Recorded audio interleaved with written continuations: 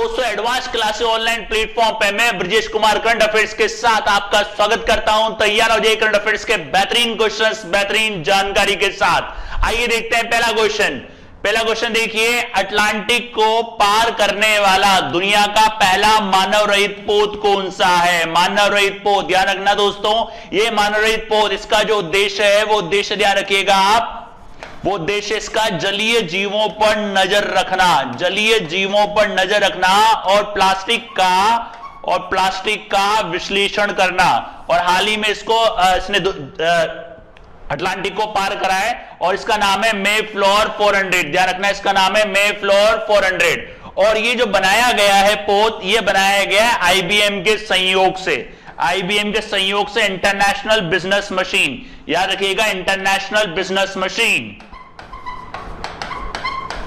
International business machine. ये जो company दोस्तों यूएसए की कंपनी है और इसके जो सीईओ है, सीईओ वो है अरविंद कृष्णा।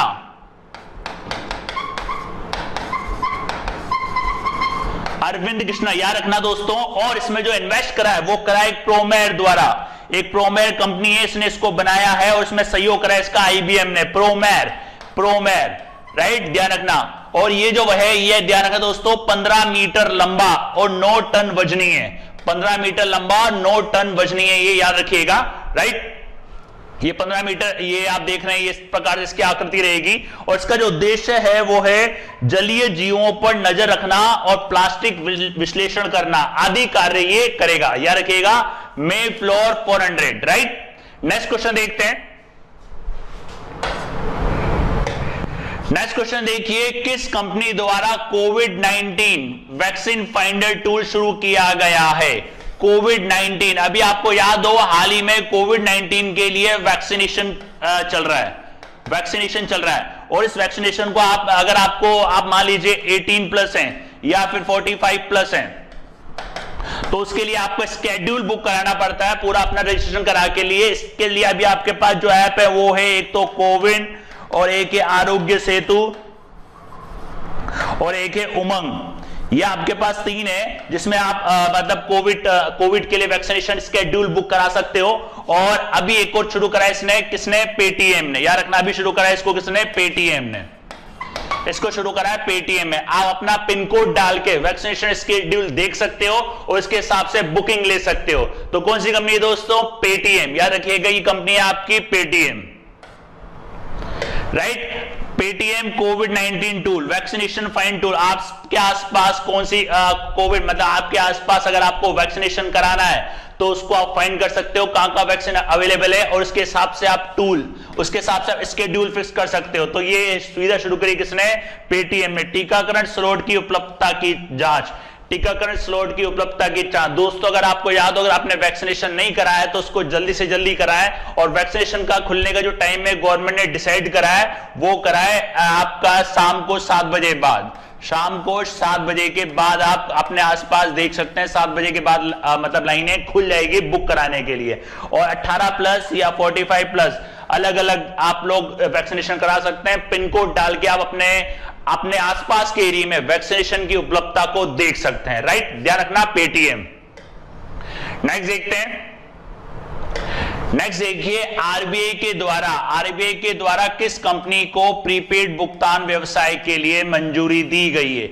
ये कंपनी दोस्तों बजाज फाइनेंस। तो प्रीपेड भुगतान क्या होता है दोस्तों? प्रीपेड भुगतान जैसे आप वॉलेट यूज करते हो ना, वॉलेट के अंदर आप पहले बैलेंस डालो, बैलेंस के बाद उसको यूज कर सकते हो। तो जितना आपका बैलेंस होगा उसको आप उपयोग कर सकते हो अमेजन पे की तरह या फिर पेटीएम की तरह। वैसे अभी काम शुरू करा है किसने? बजाज फाइनेंस ने, और आरबीआई ने इसको अनुमति दे दी है इसके लिए, राइट, ध्यान रखना। बजाज फाइनेंस, इसका मुख्यालय पड़ता है पुणे, महाराष्ट्र के अंदर, और इसके सीईओ हैं संजीव बजाज। प्रीपेड पेमेंट, ध्यान रखना, प्रीपेड पेमेंट जो होता है ये एक प्रकार का एक डिजिटल वॉलेट होता है, एक डिजिटल वॉलेट होता है। जैसे कि आप देख रहे हैं, अब आपको फोन पे के अंदर, मतलब मान लीजिए फोन पे हो, पेटीएम हो, अमेजन पे हो, आपको उसमें पैसे ऐड करने हैं, वॉलेट में ऐड करने हैं, तो क्रेडिट कार्ड के जरिए आप इसमें पैसे ऐड कर सकते हैं, और इसका आप उपयोग कर सकते हैं भुगतान में, मतलब पेट्रोल वगैरह में, ग्रोसरी वगैरह में या अदर कहीं आप इसका भुगतान कर सकते हैं। जितना आपका बैलेंस होगा उतने हिसाब से भुगतान होगा, और नहीं होगा तो आप इसमें बैलेंस डाल के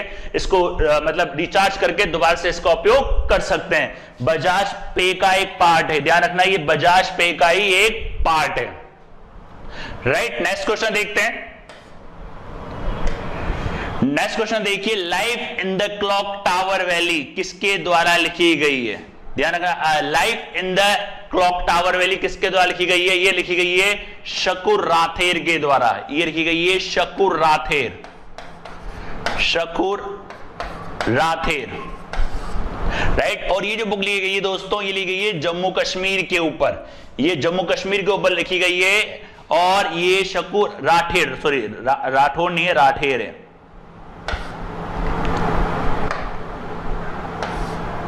राथेर, राइट, राथेर। और पीटीआई के पत्रकार है press trust of India, press trust of India के पत्रकार हैं शकूर राठेर, ठीक है, शकूर राठेर। और स्पीकिंग टाइगर द्वारा इस बुक को प्रकाशित किया जाएगा। और इस बुक के अंदर ये इनकी, ध्यान रखना है, पहली पुस्तक है, ये इनकी पहली पुस्तक है, शकूर राठेर की पहली पुस्तक। और इस बुक के अंदर क्या है, कश्मीर के प्राचीन, अतीत और इसके वर्तमान और भविष्य के बारे में बताया गया है। जम्मू कश्मीर के ऊपर बेस्ड ये बुक है, याद रखना, पीटीआई के पत्रकार और इनकी पहली पुस्तक है। और इनको प्रकाशित जो करेगा स्पीकिंग टाइगर के द्वारा ये प्रकाशित की जाएगी। बुक का नाम ध्यान रखिएगा दोस्तों, life in the clock tower valley, life in the clock tower valley, right. Next question देखते हैं। नेक्स्ट क्वेश्चन देखिए, अंतरराष्ट्रीय नर्स दिवस कब मनाया जाता है? अंतरराष्ट्रीय नर्स दिवस मनाया जाता है दोस्तों 12 मई को, याद रखना ये मनाया जाता है 12 मई को। फ्लोरेंस नाइटिंगेल, ध्यान रखना, फ्लोरेंस नाइटिंगेल का जन्मदिन होता है इस दिन, फ्लोरेंस नाइटिंगेल, फ्लोरेंस नाइटिंगेल का जन्मदिन होता है इस दिन 12 मई को। इस दिन ये डे मनाया जाता है, याद रखिएगा कौन सा डे है दोस्तों, 12 मई 1965 को ये मनाया गया था पहली बार, इंटरनेशनल नर्स डे, अंतरराष्ट्रीय नर्स दिवस। इसकी थीम ध्यान रखिएगा, nurses a voice to lead a vision for future health care, याद रखिएगा इसकी theme, nurses a voice to lead a vision for future health care. Florence Nightingale की जयंती होती है इस दिन, फ्लोरेंस नाइटिंगेल की जयंती होती है इस दिन, ध्यान रखना, फ्लोरेंस नाइटिंगेल की जयंती। इनको एक नाम भी इनका लेडी विद लैम्प, इनको लेडी विद लैम्प भी कहा जाता है, लेडी विद लैम्प भी इनको कहा जाता है। किसको? फ्लोरेंस नाइटिंगेल को, ध्यान रखना, अंतरराष्ट्रीय नर्स दिवस। और इसको जो मनाती है वो मनाती है international council of nurse, international council of nurse, जिसकी स्थापना हुई थी 1899 में और जिसका मुख्यालय है जिनेवा स्विट्जरलैंड के अंदर। तो अंतरराष्ट्रीय नर्स दिवस कब मनाया जाता है दोस्तों? 12 मई को। फ्लोरेंस नाइटिंगेल की इस दिन जयंती होती है और उनको कहा जाता है lady with the lamp, right. Next देखते हैं। नेक्स्ट देखिए, किसे नेशनल एसेट्स रिकंस्ट्रक्शन कंपनी का सीईओ बनाया गया है? NARC, national assets reconstruction company, national assets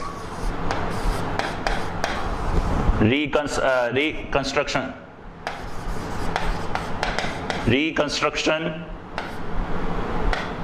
company, ठीक है दोस्तों, याद रखना है नेशनल एसेट्स रिकंस्ट्रक्शन कंपनी का। और इसकी जो घोषणा हुई थी दोस्तों वो हुई थी 2021 और 22 के बजट में, स्थापना की घोषणा हुई थी इसकी स्थापना की घोषणा हुई थी 2021 और 22 के बजट में। एसएस रिकंस्ट्रक्शन कंपनी क्या काम करती है? पहले अगर आपने लास्ट लेक्चर देखा हो तो पहले भी इससे जुड़ा हुआ एक क्वेश्चन आया है, मतलब ये एनपीओ को खरीदती है और बैंक की बैलेंस शीट को साफ करने का काम करती है, राइट। ऐसी कंपनियां जो पैसे देने में या जो दिवालिया होने वाली होती है उनको दिवालिया होने से बचाती है ये, राइट। तो इनका बनाया गया पद्म कुमार एम नायर, याद रखना, पद्म कुमार एम नायर को इसका सीईओ बनाया गया है, पद्म कुमार एम नायर। राइट। ध्यान रखना NARCA है जो इसकी बजट 21-22 में इसकी स्थापना की घोषणा हुई थी। ध्यान रखना, स्थापना की इसकी घोषणा हुई थी। ये क्या करता है, जो खराब परिसंपत्तियां होती हैं उनके प्रबंधन और उनकी बिक्री के लिए उनकी बिक्री का काम करता है, उनकी बिक्री करवाता है। कहने का मतलब है जैसे कि मान लो कोई कंपनी है डूब रही है, दिवालिया हो रही है, तो ये पूंजीपति कंपनी को बोलता है कि आप इनको खरीदो और इनको खरीदने के बाद इनको आप खड़ा करो ताकि ये दिवालिया होने से बच जाए। और क्या करता है, ये वित्तीय संस्थानों से NPA को खरीदता है। NPA को खरीदता है, मान लो किसी कंपनी का NPA खराब, NPA क्या होता है, नॉन परफॉर्मिंग एसेट्स, मतलब कोई भी अगर आप लोन लेते हो, उस लोन का भुगतान लगातार 3 माह तक नहीं करते हो तो उसको NPA कहा जाता है, नॉन परफॉर्मिंग एसेट, मतलब गैर निष्पादकीय परिसंपत्तियां, non performing assets, non performing assets, right, गैर निष्पादकीय परिसंपत्तियां, गैर निष्पादकीय परिसंपत्तियां खरीदता है और बैंकों की बैलेंस शीट को साफ करने का ये काम करता है। याद रखिएगा, कौन से इसके वो है CEO Padma Kumar M Nair, NARC, national assets reconstruction company, right. जो कंपनी दिवालिया होती हैं उनको बचाने का काम करता है, पूंजीपति कंपनी को बोलता है कि आप इनको खरीदो ताकि वो कंपनी खड़ी हो तो उनका कंपनी का NPA थोड़ा कम हो जाए और बैंकों के पैसे की रिकवरी, मतलब बैंकों के पैसे की रिकवरी जल्दी हो। मतलब आप बोल सकते हो एक तरीके से बैड बैंक भी इसको कहा जाता है, bad bank, right. Next question देखते हैं। नेक्स्ट देखिए, गौरी अम्मा का संबंध किस क्षेत्र से था? हाल ही में इनका निधन हो गया, 102 वर्ष की थी ये। इनका संबंध था राजनीति से, इनका संबंध था राजनीति से और हाल ही में इनका निधन हो गया है। याद रखिएगा, गौरी अम्मा, KR गौरी अम्मा, इनका पूरा नाम था KR गौरी अम्मा, 102 वर्ष की थी और इनका निधन हो चुका है और राजनीति की थी और ये केरला से थी, राइट, केरला से थी। और 1957 में राज्य के पहले कम्युनिस्ट मंत्रालय में पहली राजस्व मंत्री थी। ध्यान रखना, कम्युनिस्ट मंत्रालय में पहली राजस्व मंत्री KR गौरी अम्मा, केरला, KR गौरी अम्मा, राइट। नेक्स्ट क्वेश्चन देखते हैं। नेक्स्ट क्वेश्चन देखिए, भारत और इंडोनेशिया ने कौन सा नौसेना अभ्यास किया है? ये जो अभ्यास है दोस्तों, याद रखिएगा, ये अभ्यास है पासेक्स। और ये पासेक्स पहले भी काफी बार आ चुका है, क्योंकि पासेक्स एक ऐसा अभ्यास है जो भारत अपने मित्र देशों के साथ नियमित रूप से करता रहता है, जैसे कि रशिया के साथ, USA के साथ, ऑस्ट्रेलिया आदि के साथ ये करता रहता है। और भारतीय नौसेना का, ध्यान रखना, भारतीय नौसेना का ये अभ्यास है, राइट। ये दक्षिणी अरब सागर में हुआ था, जिसका नाम है पासेक्स। याद रखिएगा, पासेक्स, ये भारतीय नौसेना में नियमित रूप से अभ्यास होता है, मित्र देशों के साथ यह अभ्यास करता है। याद रखिएगा, यह अभ्यास करता है नियमित देशों के साथ, अब यह अभ्यास करता है, राइट। ये एक मार्ग अभ्यास है, एक तरह का मार्ग अभ्यास है और इसको पैसेज एक्सरसाइज भी कहा जाता है। तो याद रखिए, कंफ्यूजन ना हो, पासेक्स एक ऐसी एक्सरसाइज है जो भारत अपने मित्र राष्ट्रों के साथ नियमित रूप से करता रहता है और रशिया, USA, ऑस्ट्रेलिया के साथ भी इसने ये एक्सरसाइज करी है। याद रखना, पासेक्स एक मार्ग एक्सरसाइज है। अब किसके साथ करी है इसने? इंडोनेशिया के साथ। इंडोनेशिया की राजधानी दोस्तों जकार्ता। याद रखिएगा, इंडोनेशिया की राजधानी जकार्ता। इसमें और भी थे, और भी आपको बता देता हूं। ये वाला एक ये था मैत्री, ये मैत्री करता है थाईलैंड के साथ, रॉयल नेवी थाईलैंड के साथ।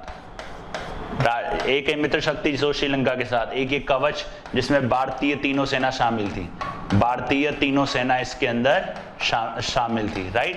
ध्यान रखना। और एक हुआ था एम्फेक्स, ये हुआ था भारतीय नौसेना ने इसको करा था, भारतीय नौसेना ने इसको करा था, एम्फेक्स, राइट। नेक्स्ट क्वेश्चन देखते हैं। नेक्स्ट क्वेश्चन देखिए, किस लघु वित्त बैंक ने आई चूज माई नंबर सुविधा लॉन्च की है? इसका नाम है जना स्मॉल फाइनेंस बैंक, SFB, जना स्मॉल फाइनेंस बैंक।